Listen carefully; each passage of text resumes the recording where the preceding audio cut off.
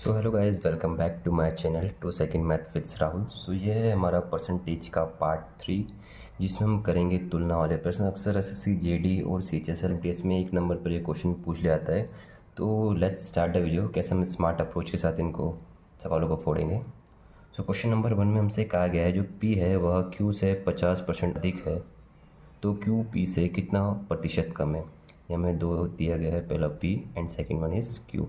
कहा है जो पी है वह क्यू से 50% अधिक है। मान लेते हैं क्यू अपना आप में क्या है 100% है, यानी 100 है। सो पी कितना होगा हमारा 150। अब बोला है तो क्यू पी से कितना परसेंट कम है। जो क्यू है पी से कितना कम है संख्या में 50।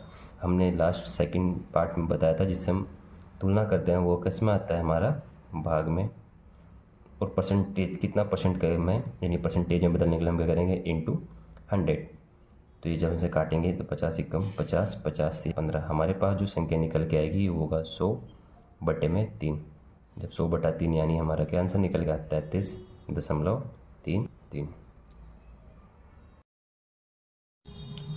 सो बढ़ते हैं क्वेश्चन नंबर 2 में। क्वेश्चन नंबर 2 में हमें पी और क्यू दिया गया है। कहा है जो पी है वह क्यू से 25% कम है। माना क्यू क्या है 100 है, वह से 25% कम है, यानी पी कितना होगा हमारे पास 75। अब बोला गया है क्वेश्चन में आगे कि जो क्यू है वह पी से कितना परसेंट अधिक है।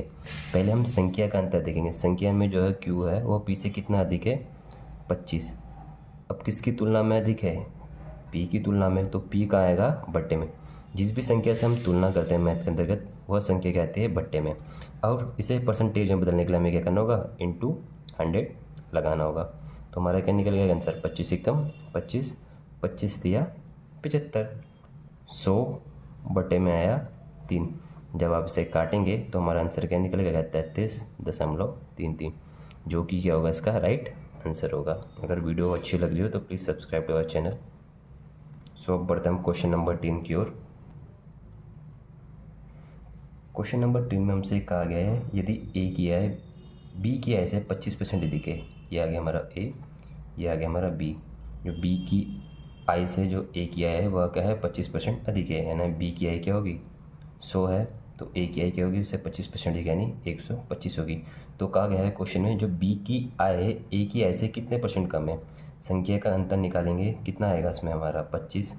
तुलना किससे कर रहे हैं हम ए से, तो ए क्या है हमारा 125 और इंटू में 100, क्योंकि हमें क्या करना है परसेंटेज में जिस भी संख्या को परसेंटेज में बदलना होता है उसमें हमें करना पड़ता है इंटू 100 करना होता है। तो 25 सिक्का हमारा 25 आ गया, 25 पंजे हमारा कितना आ गया 125।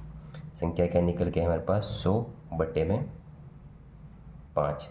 तो जब आप काटेंगे ये कितना होता है 20 पंजे 100, तो जो 20% जो होगा इसका राइट आंसर होगा। ठीक है गैस। तो अब पढ़ते हैं क्वेश्चन नंबर 4 में। As it is question number 4 में हमें दिया गया है ए और पी। क्वेश्चन में कहा गया है कि जो ए की आय है बी की आय से 20% कम है। सो मान लेते हैं बी की आय क्या होगी 100 है।